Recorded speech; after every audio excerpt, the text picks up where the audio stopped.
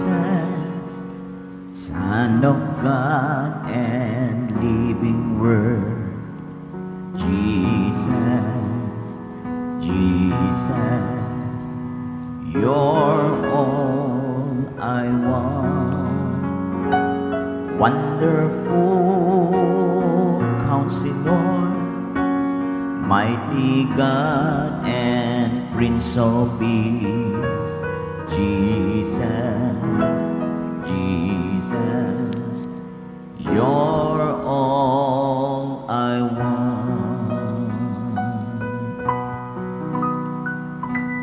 Worthy, you're worthy.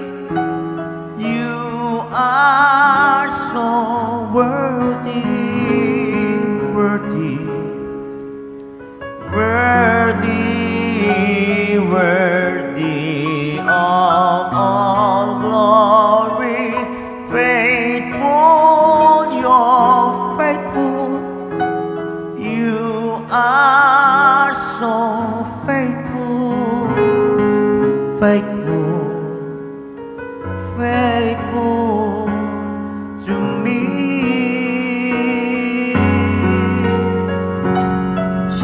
Jesus, my Jesus, Son of God and living Word. Jesus, Jesus, you're all I want.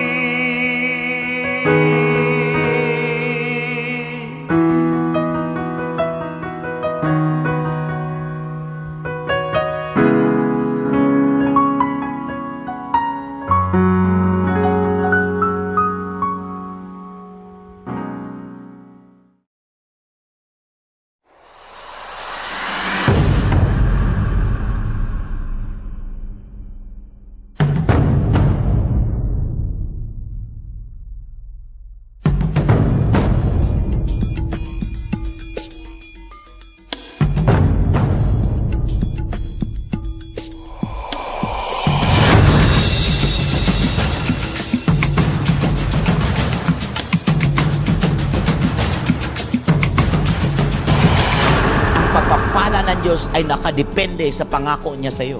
Gusto niyo magtagumpay ang inyong mga anak? Simple lang. Maglingkod kayo sa Panginoon na hindi yan trabaho. Maglingkod kayo sa Panginoon, hindi yan duty. Maglingkod kayo sa Panginoon dahil buhay nyo, hininga nyo. Pagkakataon nyo yan, ng reward na yan ay inyong ma-enjoy. People need the Lord.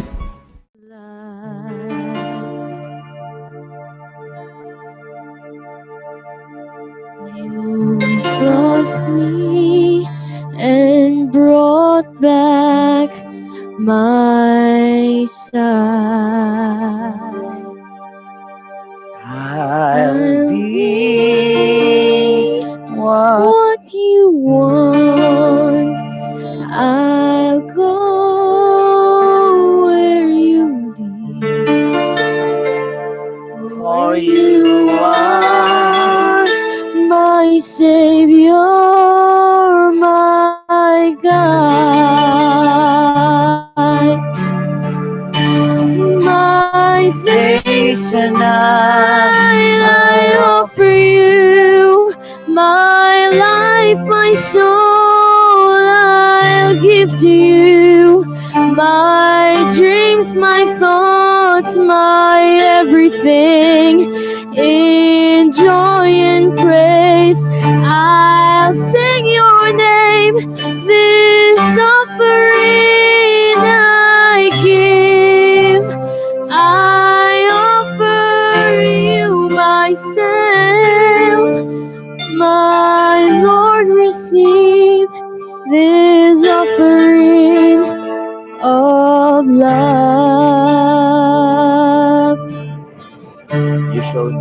you showed Taught me me how to live. You showed me how to give. You showed me the meaning of love.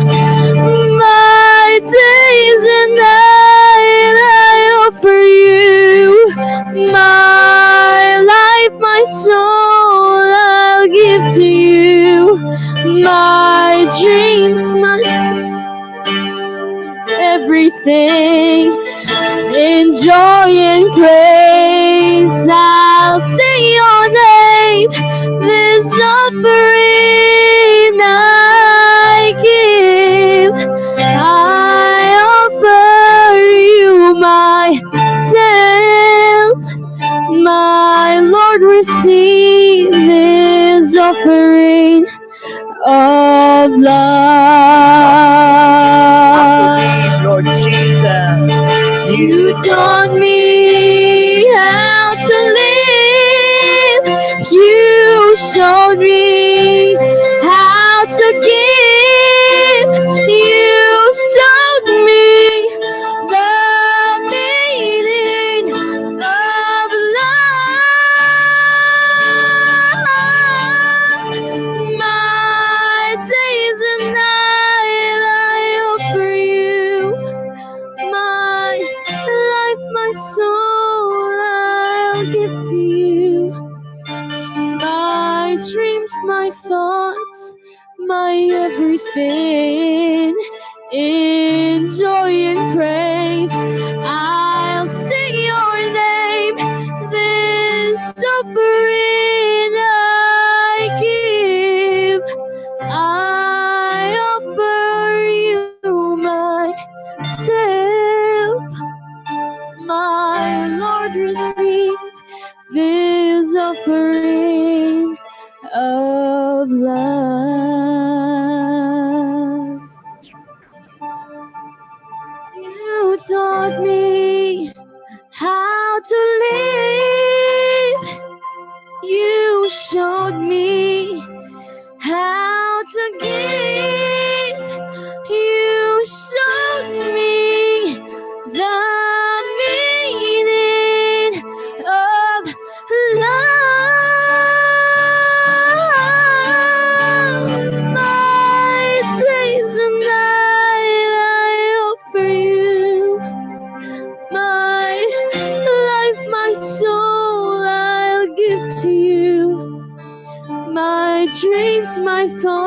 thoughts, my everything. In joy and praise, I'll sing your name. This offering I give. Release it. I offer you myself. Let it flow. My Lord, receive this offering. Let God be God in your life this afternoon. You saved Release me it, and release. brought me to life. Release it. Jesus is our Savior. No more, no less.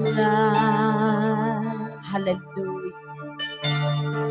You clothed me and brought me My side. I'll be what you want. I'll be what you want. I'll go. I'll go where you lead, for you are my Savior, my God. Hallelujah. My days and night I offer you. Oh, hallelujah. My life, my soul, I'll give to you. My Hallelujah. dreams, my thoughts, my everything. Hallelujah. There is healing. In joy and praise, Inner healing is taking place. I'll sing your name. You are being set free. This offering You are being set free. I give. In the name of Jesus.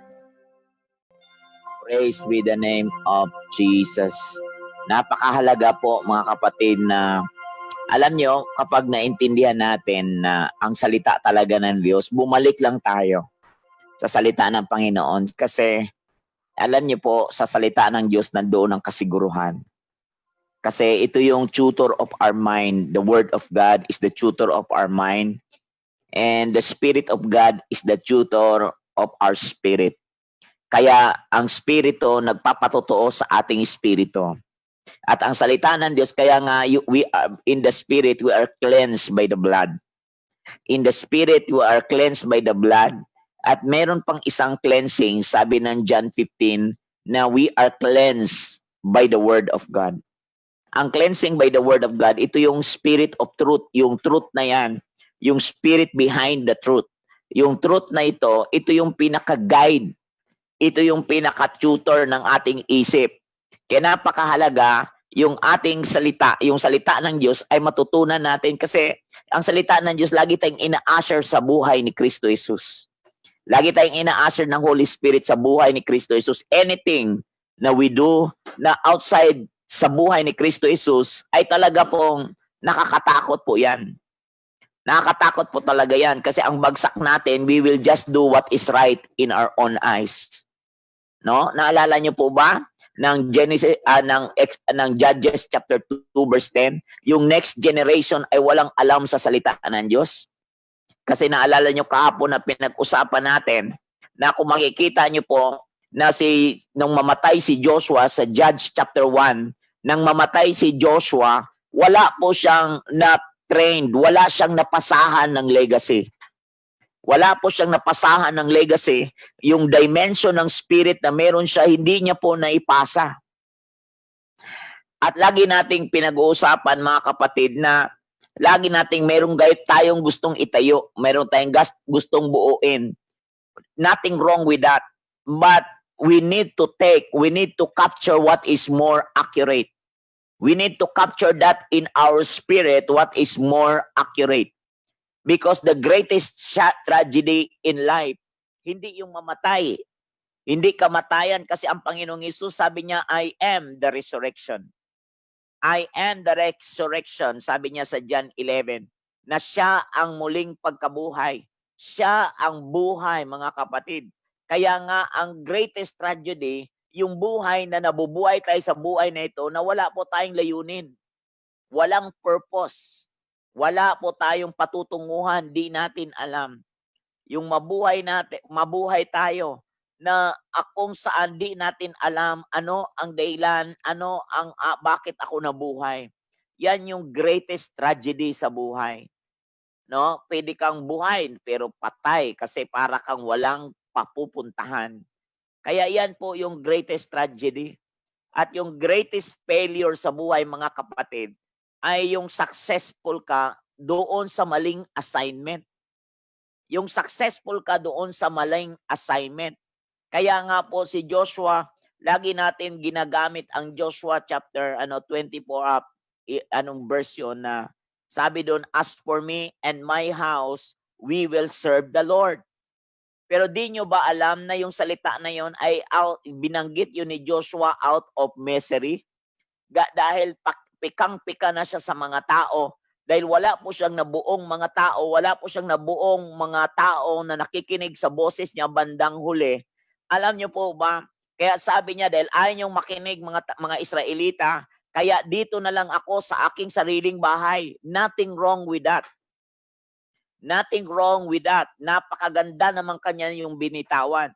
Pero as a big picture, kaya niya nasabi yon kasi siya po ay dismayado sa leadership niya. Wala po siyang nabuong mga tao sa kanyang paligid. Kaya ang natira na lang sa kanya ay ang kanyang pamilya. Totoo po yan. Napakaganda rin yan. Pero hindi po natapos doon sa biological family. Kaya nga po, kulang po yon kapag ikaw lang ay magulang lang sa natural. Hindi po tayo nakasumpong ng magulang na kung saan dinadala tayo sa spirit. Di tayo nakasumpong ng isang magulang na itinutuwid, ipinuporma ang buhay ni Kristo Jesus sa buhay natin. Kasi ang maligtas ay isang bagay. Pero ang mabago ang ugali natin na kaisa ni Kristo ay panibagong bagay. Kaya maraming taong nakasumpong kay Kristo pero hindi na bago ang buhay. Hindi na bago ugali, ang ibig ko sabihin. Nabago ang buhay pero ugali di pa rin nabago. Kasi ang born again experience is not a mental experience. Ang born again experience is a spiritual experience. Spiritual encounter mo yan. Napansin mo ba? Lahat ng tumanggap kay Kristo Jesus gumaan ang loob pero ang ugali na bago ba? Di naman automatic eh. Kaya doon po mga kapatid, ang Fathering Grace ay nilagay ng Diyos yan para makapture natin something in the spirit so that we can go beyond the natural. Para masalo natin yung something in the spirit. Kaya kagahapon, napag-usapan natin ang tungkol sa it's all about capturing the spirit. It is all about capturing the spirit. Kaya nga po, napakahalaga po mga kapatid sa fathering, talagang napakahalaga ang fathering, ang destination niyan ay hindi po to collect sons. Kundi ang fathering mga kapatid is to form the Christ-like attitude. Is to form you na magkaroon ng sanctification. Mas sanctify, maging sanctification kasi holiness is not a gift. Holiness is not a gift. Yes, salvation is a gift. Faith is a gift. But holiness is not a gift. Where can you find in the Bible na holiness is a gift? Kaya nga tinawag na be holy. Something that you need to cooperate. Something that you need to participate. Meron kang ipaparticipate diyan. May gagawin ka diyan. Kaya nga sabi ni Pablo sa Galatians chapter 4 verse 19, I labor for you again. I labor for you again. Again until Christ, until Christ is formed in you. Yan po yan, I labor. You need to labor for it. Kaya nga po, kapag walang discipline, sabi ng Hebrew chapter 12, kung walang discipline, walang holiness. Ngayon mo naintindihan ng holiness ay hindi po automatic. Kaya po yan po yung ibig sabihin niyan. Kaya hindi po natapos nang ikaw nag-church lang. Hindi po natapos nung ikaw ay pumasok lang sa simbahan, naligtas ka. Hindi po natapos yan dyan. Meron pa po kayong kailangang gawin. Kaya nga po sabi ng Matthew 16, na sabi niya, what shall a profit a man if he gains the whole world but lose his soul or forfeit his soul? Kasi because soul can be forfeited. Nako mga kapatid, kailangan natin itong maintindihan for furtherance, para lumawak po tayo for furtherance of the kingdom, para maintindihan natin na paano po tayo makakalakad na meron pong sitwasyon na kung saan ay talaga namang di po talaga maalis sa atin na di tayo mainis. Di po yan mawawala. Nandyan po talaga. Di po mawala sa atin ang di ka magalit. Pero kapag ang galit mo ay talaga namang di naman kasalanan ang magalit. Pero sabi ng Ephesians chapter 4, pero pag yung galit mo na nasikatan ng araw na bukas, yan po yung galit na mayroon na pong kasalanan. Kaya sabi ng Ephesians chapter 4, huwag ninyong hayaan na ang inyong galit ay masikatan ng araw bukas. Masama bang magalit? Hindi po pero pag magtanim ka ng galit at ngit-ngit, masama na po yan. Kaya nga po, wag kayong mapamali na pag nagalit, nawawala ang Diyos. Mga kapatid, di po yan. Ang ibig lang sabihin yan, see to it, sabi ng Hebrew chapter 12 verse 15. See to it that wala pong kakapusin ng grasya sa inyo. Wala pong kakapusin ng grasya dahil doon sa bitterness that creeps in. Na ito yung tao, ito yung nagpapadefile sa inyo. Ito yung bitterness na nag-creeps in. Ito yung bitterness na gumapang sa buhay mo. Kaya nga po mga kapatid, napakahalaga na see to it, sabi niya, tiyakin nyo.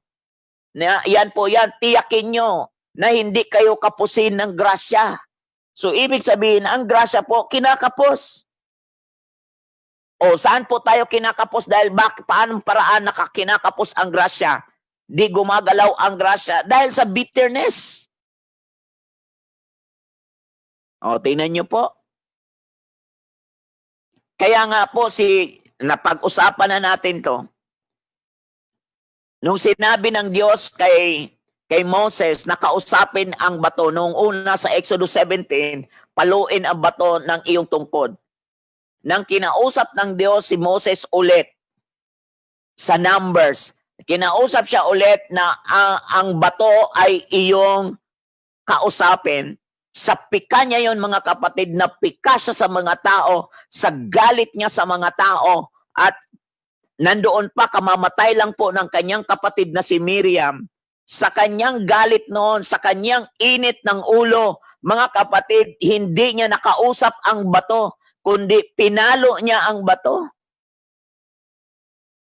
Tingnan niyo po, kahit sa dami ng kanyang mga accomplishment na nagawa, sa ganda ng kanyang ginawa, bilangin mo na lahat ang kanyang mga accomplishment.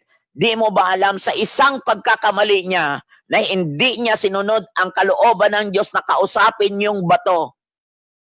Mga kapatid, kundi bagkos ang ginawa niya, sinuway niya ang boses ng Diyos, pinalo niya ang bato sa grabe niyang inis. Mga kapatid, di nyo ba alam na si Moses ay na-disqualified at hindi nakapasok doon sa lupang pangako? Di nakatawid sa ilog Jordan. Di siya nakasama sa pagtawid sa ilog Jordan. Tingnan niyo po mga kapatid, gabuhok lang ang pagitan noon.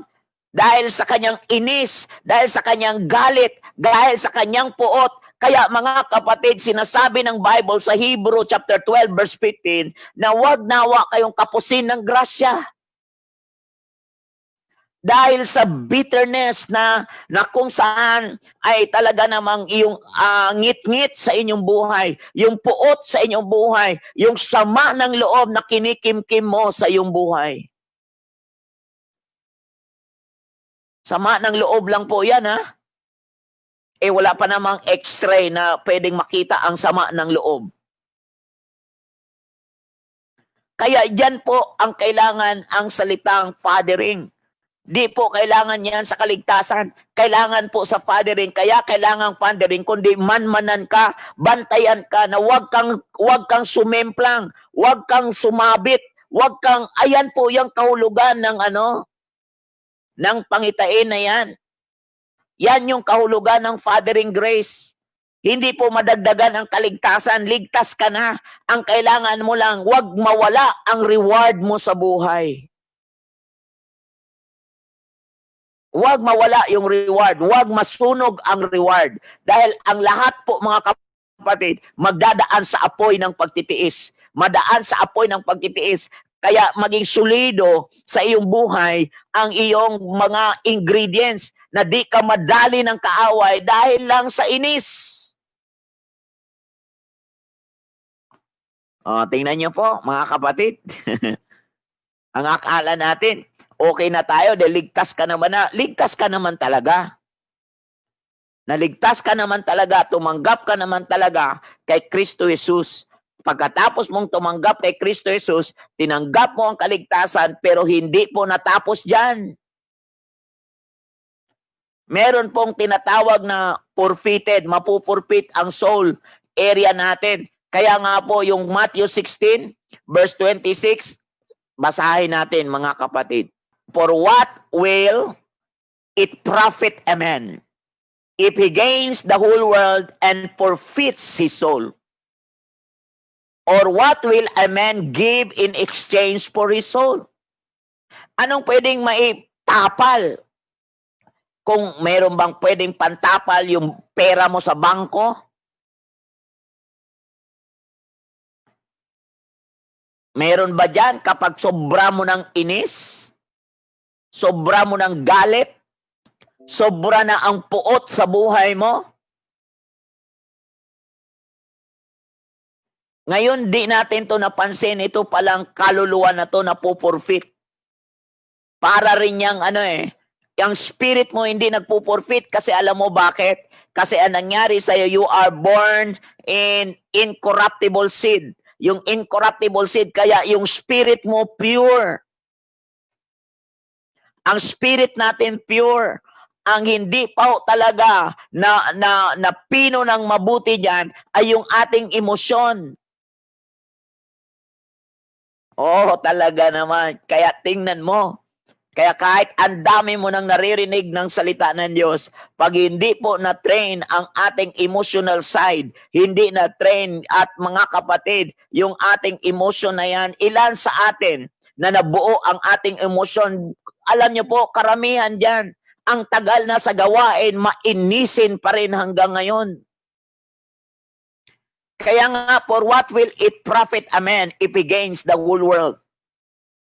Makuha mo man ang buong titulo ng Kuwait, makuha mo man ang buong titulo ng Pilipinas, makuha mo yung lahat ng yaman na yan, yung ginto na yan, sa iyo na lahat yan. Kung ang kaluluwa mo naman ay wala pong kakontentuhan, ang kaluluwa mo naman ay wala po talagang kapararakan, at ang Bible nagsasabi, nagiging makasarili ka, nagiging sobra kang makasarili kahit sinabi mong tinanggap mo na si Kristo Jesus. Kaya minsan, professing Christian na lang. Salita na lang ka, sa Kristiyano ka. Pero kaya sinasabi ng Matthew 7 verse 21 to 23, hindi lahat ng tumatawag sa akin Panginoon ay makakapasok sa kaharian ng Diyos. Kundi sino lang? Yung mga sumusunod. Kasi mga kapatid, hindi po na-purify yung area ng soul area. Diyan po kailangan ang salitang fathering. Diyan po kailangan ang salitang may magpakamagulang sa'yo para ipaalala mo at huwag kang kapusin ng grasya. Kaya sinasabi ng 2 Peter chapter 3 verse 18, grow in the grace of God and in the knowledge of the Son of God. Grow. Lumago ka. Huwag kang matenga dyan. Lagi mong pinag-uusapan ang end time. Lagi mong pag-uusapan ng end time. Yung time naman na forfeit. Di mo naman namalayan yung time. At ano yung time? Yung ugali mo ngayon. Doon ka sabit. Puro ka end time. Nakita mo yung end time. Ang end time, hindi mo nakita ang time. Na yung time ay ikaw. Na yung time mo ngayon, kailangan mong ugaliin yan. Kaya nga, the greatest tragedy, yung failure in life, ay yung successful ka sa maling assignment. Biro mo, nagpagal ka ng 10 years, nag-aral ka, sa estudyante pa, nag-aral ka ng nag-aral, talagang buong maghapon, sincero kang nag-aral. Pagkatapos dumating ang examination, mga kapatid, yung pinag-aralan mo ni hindi man lang lumabas sa examination. Eh di anong tawag noon? Successful ka sa wrong mali. Sa wrong mali. Wrong na mali pa. Ay, nako, wow, mali. Kaya nga mga kapatid, sa James chapter 1 verse 21, ang sabi diyan ay ganito, therefore, putting aside all filthiness and all that remains of wickedness. Hindi sinabing all that remains of sin. No, hindi po all that remains of sin. Kundi ang binanggit dito ay wickedness. Ano ang pagkakaiba ng kasalanan, sin and wickedness? Ang pagkakaiba niyan ay nung magkasala ka, tinanggap mo si Kristo Jesus, pinatawad ka sa iyong kasalanan. At nang pinatawad ka, hindi ka nagpatuloy na lumakad sa kalooban ng Diyos along the way. Kundi, nang pumasok minsan, nagkasala ka, niyakap mo pa ang kasalanan, kahit alam mo nang mali, ginagawa mo pa rin, hindi mo yan tinakwil. No? Sabi niya, putting aside all filthiness and all that remains of wickedness, at yung kahinaan na yun na lagi mong paulit-ulit na ginagawa, nagiging, yung weakness na yun ay naging wickedness. At intentionally, ginagawa mo kahit mali, at yung mali ginagawa mong tama, at ang tama ginagawa mong mali. Ito po yung wickedness. Kaya nga po, mayroong discipline sa area na yan. Kailangan po madisiplina ka. May tao talagang gagamiting disiplina ka. At ang magdidisiplina yan, hindi kapitbahay mo. Kaya nga, binanggit ng Bible, comma, no, all that remains of wickedness, and then, comma, in humility receive the word implanted. Bakit sinabi ritong receive the word, hindi sinabing receive the Lord? Yan, tingnan nyo po. Ang layo ng pagkakaiba. Putting aside all filthiness and all that remains of wickedness in humility. Ang binanggit doon, in humility. Buong kababaang loob. Buong kababaan loob. Receive. Kumbaga, mga kapatid, dumating talaga tayo sa point na sabihin natin sa ating sarili, wala pong magsasabi sa iyo niyan. Ikaw ang magsasabi sa iyong sarili niyan. It is all voluntarily. Sa iyong sarili, alam mo na sumimplang ka. Alam mo sa iyong conscience. Alam mo yan. Kaya nga ang wickedness ay alam mo yan. At dahil alam mo yan, na mali yan, alam mo rin yan, na sumablay ka, pinagpatuloy mo pa rin. Kaya nga sinabi doon na all that remains of wickedness, itakwil yan.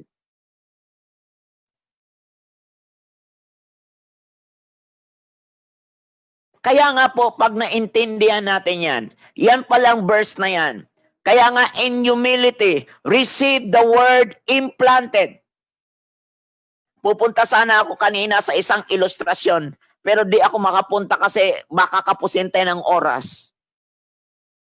But dito, gusto ko lang dalhin kayo dito para hindi tayo kapusin ng oras, in humility receive the word implanted. Ito ang matindi. Ang pagkabanggit, which is able to save your soul. Which is able to save your soul. Kaya nga po mga kapatid, it's all about capturing the spirit. Kaya nga, which is able to save your soul. Kaya napakahalaga mga kapatid na maunawaan po natin yan. In humility, receive the word.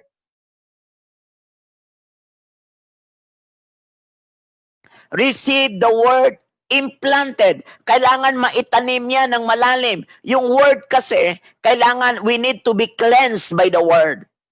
Ano ba yung cleansed by the word? Ang cleansing by the word, ito po yung para kang batang maliit. Kailangan may instruction lagi. Kaya ang tawag niyan ay electrical and mechanical. Alam niyo po ba yung mechanical? Yun yung kailangan pag bata ka pa, halimbawa, ako ay nag-aaral ng gitara. Mag-aaral ako ng gitara. So, habang nag-aaral ako ng gitara, no? Pag nag-aral ako ng gitara, mga kapatid, kailangan ko ng guide. Kailangan ko ng guide. Kailangan ko ng chords. Kailangan ko na yan. Eh, ang tawag po niyan, mechanical. Kailangan ko ng chords kasi yung chords na yan, yan ang tutulong sa akin. Yung word na yon, yung letra na yon, yun yung tutulong sa akin kasi hindi ako makapag-gitara pag walang chords. Hindi ako makakasabay sa kanta pag walang chords. Kasi ang aking pong pagkakaalam sa gitara ay mechanical. So kung mechanical, I need to have a guide. I need to have a word. I need to have an instruction. Kasi hindi nga ako sanay. Hindi nga ako sanay doon. Kaya kailangan ko ng guide. Mga kapatid, sabi ng Hebrew sa spiritual point of view, sabi ng Hebrew chapter 5, verse 13, kaya sabi doon, alam mo, di tayo makakakain. Di tayo makakakain ng mga hard na salita o solid na mga pagkain kasi we are infant. We are infant and not accustomed to the word of righteousness. Mga kapatid, edad mo lang ang matagal na sa gawain. Walang problema po yan. Edad mo lang ang matagal sa gawain. Naungusan ka lang ng ministry at binigyan ka ng ministry, binigyan ka ng tungkulin sa gawain na hindi na pino ang iyong ugali. Binigyan ka ng ministry na hindi sulit na napino ang iyong ugali. Kaya nga mga kapatid, kaya ang tawag sa iyo mechanical, infant, and not accustomed to the word of righteousness. Kasi ang maturity hindi taon. Ang maturity ay hindi pagiging busy sa gawain. Kasi pwedeng gawin yan kahit wala sa Diyos. O, tingnan niyo po. Pwedeng gawin yan kahit wala sa Diyos. Minsan nga, mas magaling pa nga yung wala sa Diyos eh. Minsan nga, mas magaling pa nga yung wala sa Diyos, pero walang encounter sa Diyos, pero sanay na sa gawain mula bata, pero wala silang encounter na genuine. Kaya pwede po yan, logically, napapag-aralan yung mga gawain sa paligid. Pero may experience ba sila? Natikman ba nila? Ginaya lang nila sa kanilang nasaksihan sa labas.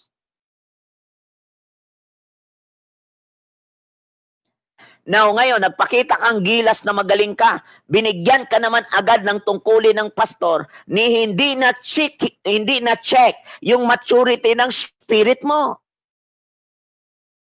Kaya nga ako po, hindi ako basta-bastang nagpapatayo sa gawain ng Lord kasi discern ko ang spirit ng isang individual. Kasi alam mo bakit? Pag nailagay kita dyan at naungusan ka ng victory, naungusan ka o binigyan ka, pinalakpakan ka ng tao, lalo lang pinalalala ko ang spirit mo.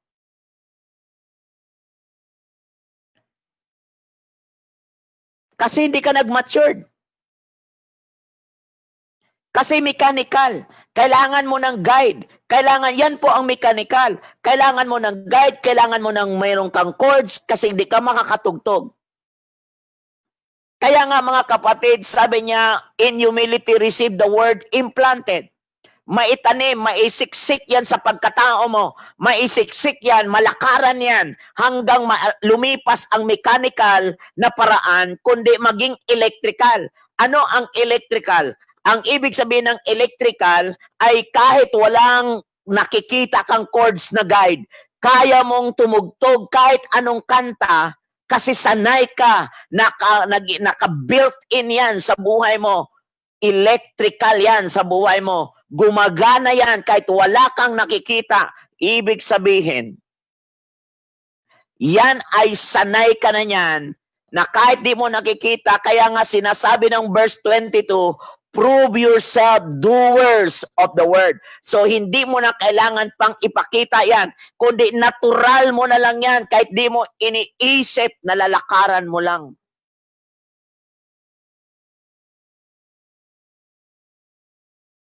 Oh, mga kabatid.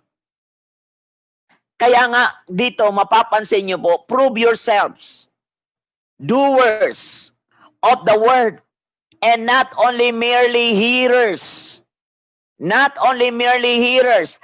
At yung experience mo ay hindi lang talaga by knowledge analytically, by knowledge logically, kundi yung experience, yung kayong alam ay experiential. Kaya tingnan niyo po, basahin mo ang whole picture ang whole context ng James chapter 1. Kaya nga ang pananampalataya pag walang kalakip na gawa ay patay. Kasi faith is a gift. Pag hindi mo na i-communicate ang pangitain sa loob, di mo yan na i-communicate sa labas, ang ginagawa mo ay puro hangin. Ito po yung greatest. Ito po yung sinasabi ko kanina na ang greatest talagang problema ay hindi po yung yung successful ka sa wrong assignment. Yung nakalimutan mong buuin ang sarili mo. Buo ka ng buo ng iba, pero nakalimutan mong mabuo ang sarili mo. Kaya nga mga kapatid, it is not just power. It is not just miracles. It is not just signs and wonders. It is not about just prophecy. It is not just about gifts of spirit. Ang lakas mo ngang mag-speaking in tongue. Ang galing mo mag-speaking in tongue. Pero look at that, yung ugali mo, hindi talaga napino. Kaya ang dami talagang dapat i-realign sa body of Christ. Ang dami talagang idagdag sa body of Christ. Kaya nga mga kabatid, at talaga namang marami ding taong binigyan ng ganyang pananaw na maibuo, ma-develop ang marami. Tingnan mo, ang dali mong mapika. Tingnan mo, ang dali mong magsawa. Tingnan mo ang dali. Kasi, hindi kasi built-in, hindi experiential knowledge ang meron ka. Ang meron ka lang puro utak. Pero yung alam mo, hindi mo matranslate into reality. Kaya nga ang Bible nagsabi in humility. Ito yung isang criteria in humility. Receive the word implanted. Kasi tapos mo nang tinanggap si Lord. Kaya ang kailangan mo ngayon, word. Oh. Parang yung kagaya kaninang sinabi kong mechanical. Sa una lang naman yan, kapag nagtiyaga ka with all humility, magtiyaga ka lang, magtiyaga hanggang pumasa ka. Yung mga chords na yan, isang araw di mo na kailangang makita yan dahil yung iyong pag-aaral ng pagsasanay na walang humpay, walang sawa, na pagsasanay hanggang isang araw na implant yan sa buhay mo. Same thing sa spirit, na-implant sa buhay mo ang mga salita ng Diyos, na-implant sa buhay mo, natanim sa buhay mo ang mga salita ng Diyos. Yan po yung isang trabaho ng isang nagpakamagulang sa iyo.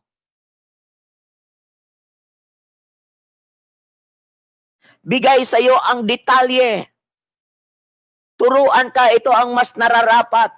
Kaya napakahalaga ang dikit na pagtuturo dyan. Napaka-close ka doon sa taong pinapayagan mong magsalita sa buhay mo. Kaya napakahalaga ang relationship dyan. Napakahalaga ang lalim ng kahulugan ng relationship. Dahil kung wala kayong relationship, it is hard to download the reality or the new things of God for you.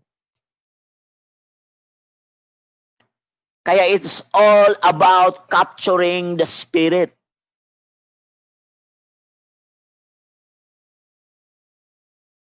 Kaya nga binabanggit ng Bible, until we all attain. Ephesians 4:13, until we all attain to the unity of the faith. Until we all attain. Alam mo ba kung bakit binanggit ni Apostol Pablo yan? Kasi itong mga taong ito, nasasabi nating mga tongue talker ito. Mayroong tinatawag na marunong mag-speaking in tongue. Mayroong signs and wonders, may prophecies, may powers, may miracles. Mga ito ay nagpa-practice lumalakad. Normal na sa kanila. Pero look at their lifestyle. Look at their attitude. Look at the way they think. Look at the way they speak. Look at the relationship. That is why at the end of the day, it is how much we behave. How we behave. At it all boils down how we behave in front of the people around. Kaya mga kapatid, no wonder. Bakit si Paul nagsabi doon sa Galatians 4:19, my little children, for whom I labor in birth again, until Christ is formed in you. Until Christ is formed in you. Kasi alam mo, kasi brothers and sisters, our soul can be forfeited. Bakit magiging forfeit? Kasi nang dinaan sa apoy, sabi ng 1 Corinthians chapter 3, nang dinaan sa apoy, nasunog. Pero mga ligtas, di nga lang napino. Kasi ang ginamit na materyales ay hindi ginto. Ang ginamit na materyales hindi silver, hindi mga precious stones, kundi ang nagamit nila mga scaffolding, mga kahoy, mga dayame. Yun po yung binanggit doon. Kasi the day will reveal it. The day of the Lord will reveal it. Kasi we are God's field. We are God's building. So we are God's temple. So as a temple of God, make sure na yung ginamit natin ay hindi po mga temporary materials. Anong ibig sabihin yan sa spiritual point of view? Hindi ugaling di maintindihan, kundi ugaling kaakit-akit, ugaling kaisa ni Kristo Jesus. Kaya nga sabi ng Matthew 21:43, kahit binigay sa ating ang kaharian ng Diyos, kahit sinabi na, okay, seek ye first the kingdom, binigay sa atin ang kaharian ng Diyos, pero sabi niya, the kingdom will be taken away from you. Oh, look at that. Tingnan mo, ang kaharian pala pwedeng alisin sa atin. At bakit inalis? Kasi ibibigay doon sa mga nagbubunga. Ibibigay doon sa nagbubunga, hindi di ibibigay doon sa nagbubunga nga lang. Ibibigay doon sa mabunga, hindi doon sa mabunga nga.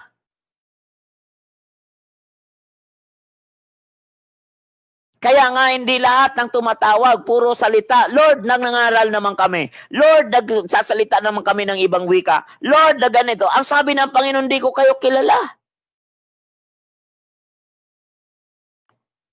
Kasi ang soul kaya, kapatid, napupurfit.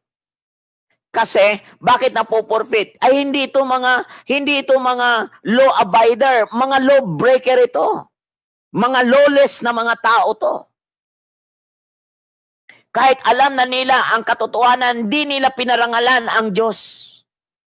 Sabi ng Romans chapter 1.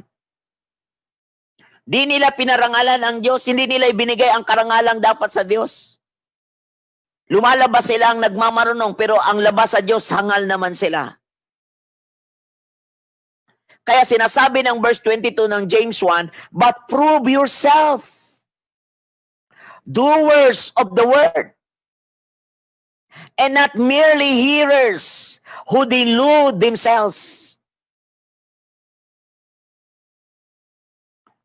O, tingnan mo. For if anyone is a hearer of the word and not a doer, he is like a man who looks at his natural face in a mirror. Nakita niya lang sarili niya sa salamin. Pero pagkatapos sumarap sa salamin, minsan umarap, nakalimutan ang itsura ng sarili.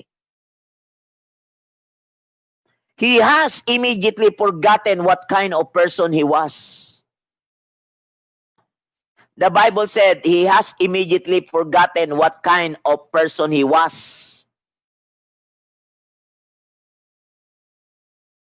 Kaya nga po, sinasabi ng Bible, receive the word in humility, implanted. Kaya nga mga kapatid, hindi lang to logically alam mo o analytically, hindi lang ito ay puro ka alam sa word, alam mo ang verse, pero napag-iwanan ang ugali mo at nawala sa verse.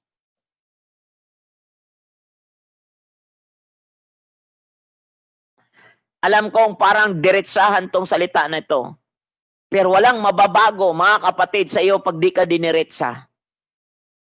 Walang mababago sa atin. Alam mo kung bakit naabot ko ang ganito? Dahan-dahan, di pa naman perfect. Di naman tayo talaga pinag-usapan perfect. Pero kung ikaw andyan, ikaw ang patotoo, ikaw ang buhay na patotoo, patotoo ka na para lalo ako maniwala na ang aking sinasabi totoo.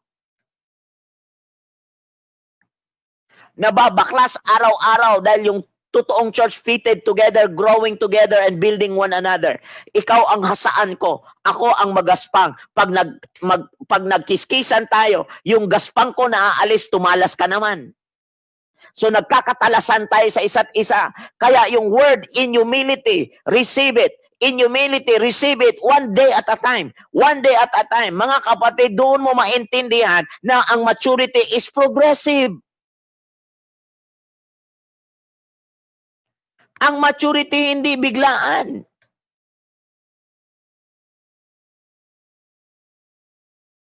Kaya nga sabi ng Ephesians chapter 4 verse 15, speaking the truth in love, may grow up in all things into Him. Grow up in all things. In all. Ano po itong all na to?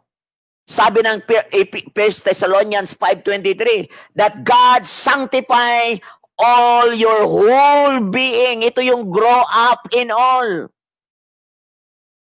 Sanctify your whole being. Spirit, soul, and body. Para maabutan kang blameless. Maabutan kang blameless.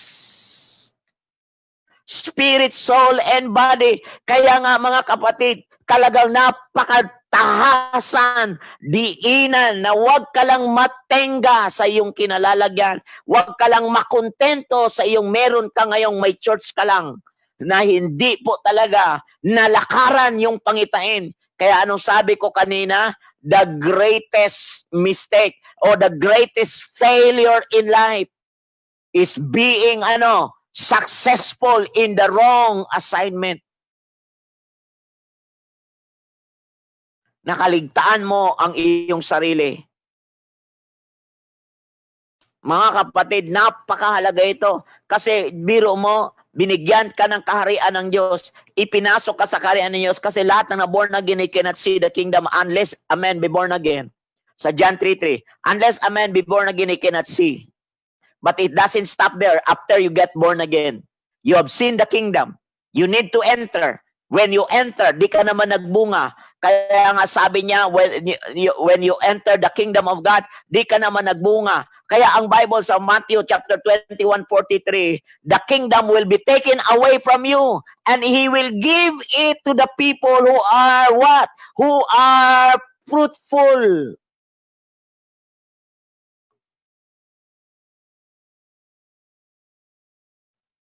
Talagang grabe to, alam mo. Kaya matindi to, mga kapatid. Huwag lang tayong matenga dyan kasi alam mo, itong huling araw na to, babantayan talaga ng Panginoon na di talaga tayo hanggang ganyan lang, mga kapatid, nang hindi po tayo kakapusin ng grasya. See to it, sabi ng Bible. Amen po ba? See to it. Kaya nga po, mga kapatid, na sa bagay na ito, we need to come to the point. Kaya nga, ang isa sa gustong i-develop ng Diyos sa atin ngayon, ito yung pangalawa, position yourself. Position yourself. Position yourself. Because why? Your position will determine your function and disposition. Position yourself. Yan ang pangalawa. I-position mo ang iyong sarili. I-position saan? I-position doon sa Word. Planted by the Word. You are planted by God. As a planted by the Word, planted by God, in that area, di ka basta, you are immovable. Because it will determine your function and your disposition. Ito ang kailangan natin ngayon, disposition . Hindi position. Kita mo, puro ka position, nawala ka naman sa disposition. O, tingnan mo, kaya ang takala mo, okay lang may posisyon. Mga kapatid, titulo lang ang meron ka, pero nawala ka naman sa disposition sa buhay. Know your position. Position yourself. Hallelujah. Grabe to. Grabe talaga. Yay. Hallelujah. Kaya napakahalaga po. Position yourself. Don't be just a spectator, but be participator. Don't be just a spectator. Naghihintay ka lang. Observer ka lang sa iba. God called you to participate. God is calling you to participate. Luke 19:13, occupy earth until I come. Don't be just a spectator, but be participator. Observer, do not just be an observer. Kaya sa kaka-observe mo, ang nakikita mo talaga, buti kung magaganda. Para kang manager. Hello? Hallelujah. Position yourself. Because your position will tell your function, and your function will tell indication of your disposition. Hallelujah. Alam mo, bakit ka mag-participate? Kasi the one who participate, ito yung taong nagbibigay ng kanyang grasya. Nagko-contribute sa iba. Yung kanyang, dahil for the sake of the common purpose, for the sake of the words, for the sake of the advancement of His kingdom, for the sake of for the welfare of the well-being of people. Kaya nga nagpa-participate ka. Kaya nga ito yung pinakamalusog na merong paniniwala, merong taong pinapayagang magsalita sa'yo para makita mo ang sarili mo at hitsura mo. Ngayon, wala kang pinapayagang magsalita sa buhay mo. That is why ito ang tendency, you do what is right in your own eyes. Hallelujah. Kaya nga po mga kapatid, as a participator, kailangan mong magbahagi, kailangan mong maging proactive ka. As a participator, proactive ka, hindi ka passive.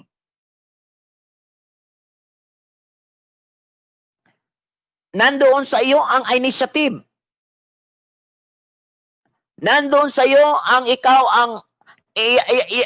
ang humahakbang, no, kung paanong magbago ang sitwasyon. You are atmosphere changer. You are hope influencer. You are life giver.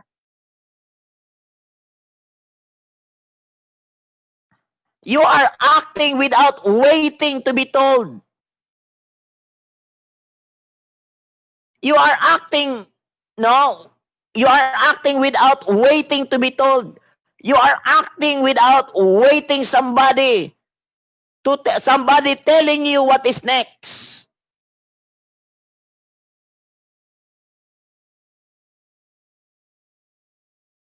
Kasi yung spirit mo bukas na bukas.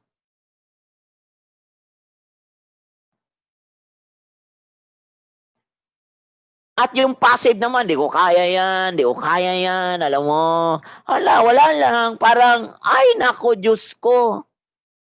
Kaya naungusan ka ng iba, kaya naunahan ka ng iba, kaya ang kumakawawa talaga sa sarili mo, ikaw lang din.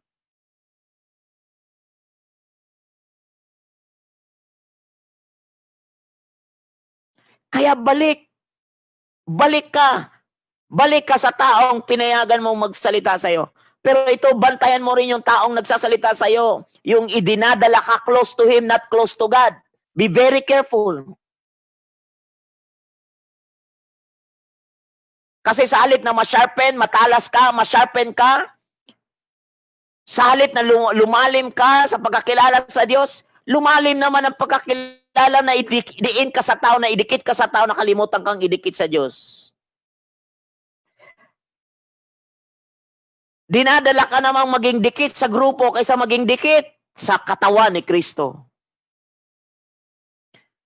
Inilalayo ka naman sa totoong katawan ni Kristo na tayo lang ang totoo, sila hindi.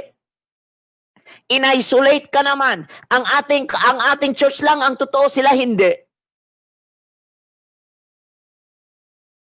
Oh, no. Be very careful. Kasi may mga taong nagtatayo talaga, si Kristo rin ang dala. Pero dinadala nila ang mga taong ito, napaka-selfish. Kaya nga, fathering din ang dala nila. Pero they are drawing people close to men, not close to God. They are drawing people close to their group rather than to be close to God Himself.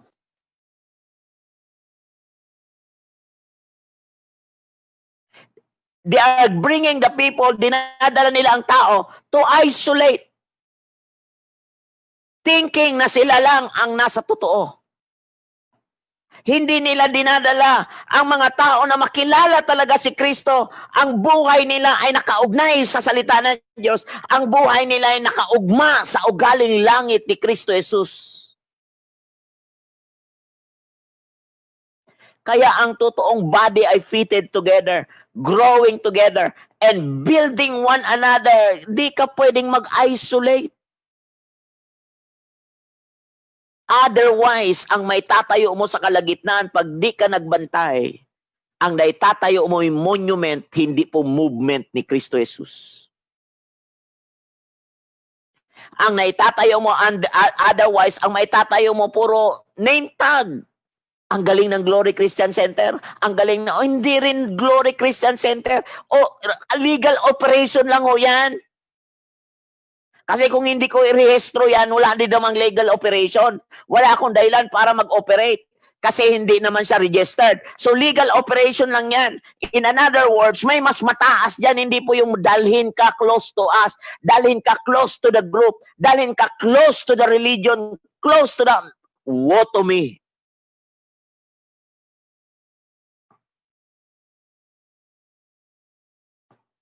If I will do that, woe to me.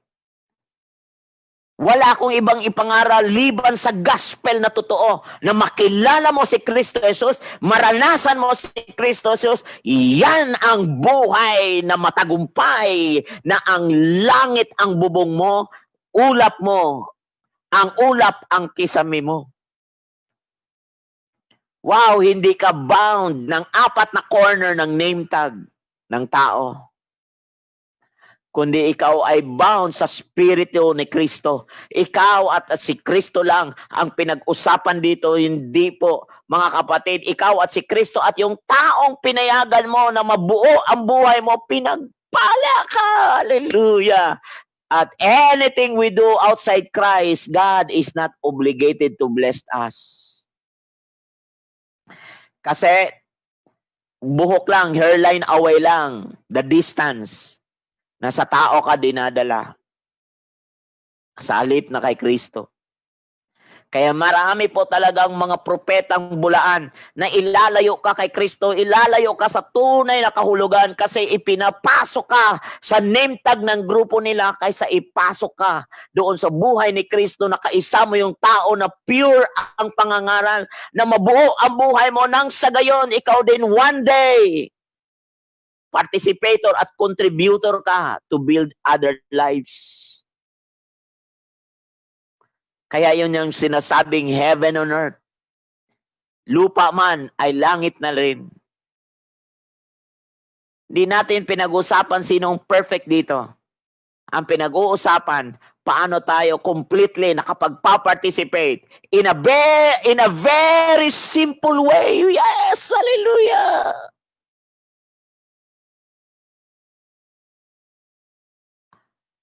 Because you are so sensitive with what the Holy Spirit wants to tell you. Ito ang ating pinag-usapan dito. Paano naging katotohanan ang Kristong itong nasa atin? Ito pagkakapatiran natin. Paano talaga si Kristo ang naitatanghal sa ating kalagitnaan?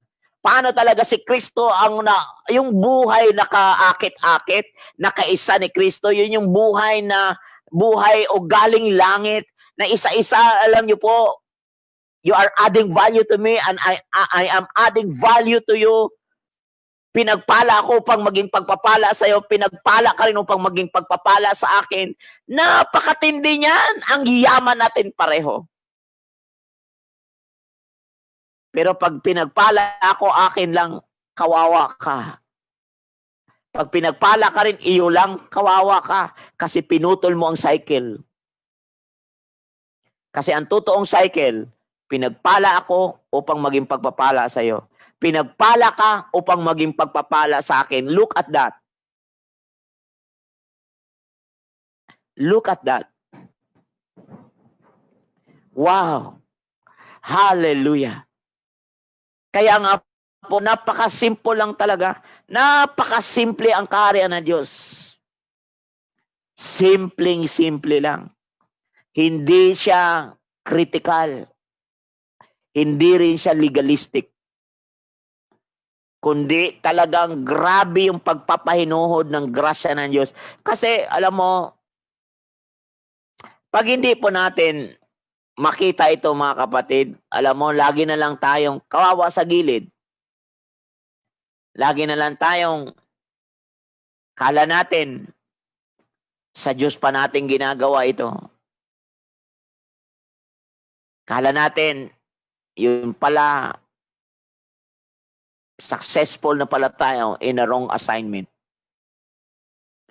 Alam mo, gusto kong bumalik ka. Position yourself. Alam mo, kung loobin ng Panginoon, ang dami pang binigay sa akin ng Panginoon. Loobin nawa, paintulot ng Holy Spirit ito, ang dami pang gusto niyang ihayag sa iyo. para maintindihan mo na napakaraming mayamang biyaya na gusto niyang ilagay sa buhay mo na para ang pamilya mo ay mag-enjoy sa Diyos. Mag-enjoy sa Kanya. Enjoy God. Enjoy Him. Sabi niya John 15:11 that yung kagalakan ni Jesus, let my joy ay sumainyo and have it in full. Yung kagalakan niya ay malubos sa atin at mapa sa atin ito buong buo. Hallelujah. Oh, yes, Lord. Oh God, patawarin mo kami sa aming pagiging makasarili. Patawarin mo kami, Lord, sa aming mga pagkukulang. Linisin mo, Lord, ang aming mga di magandang ugali sa harapan mo. Linisin mo, Lord. Gawin mo kaming karapat-dapat sa iyong harapan. Para wag ma-forfeit ang aming soul area. Sabi mo, Lord, sa iyong mga salita na, sabi mo, Lord, sa pamagitan ni James, putting aside all filthiness and all that remains of wickedness. In humility, receive the word implanted, which is able to save your soul. Which is able to save your soul. So, ibig sabihin, ang kaligtasan ng aming kaluluwa ay proseso, Panginoon. Ang maporma ang aming ugali. Ang maporma, matrain ang aming emotion.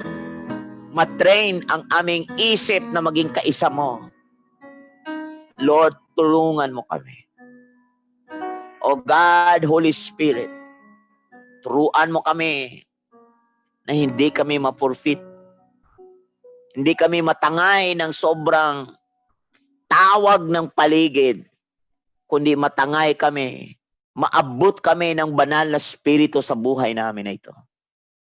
Makaisa ka namin, Panginoong Hesus. Oh Lord, hallelujah. Oh yes, Lord. Oh, hallelujah. In the name of Jesus. Receive right now, brothers and sisters. Receive, kaibigan, kapatid, kapanalig sa Panginoon, kaisa ng Panginoong Hesus. Tanggapin mo ang biyaya ng paghuhubog ng Diyos until the will of God be done fully sa loob at labas. In the name of Jesus. Receive it right now. In Jesus' name. Amen at amen. Hallelujah.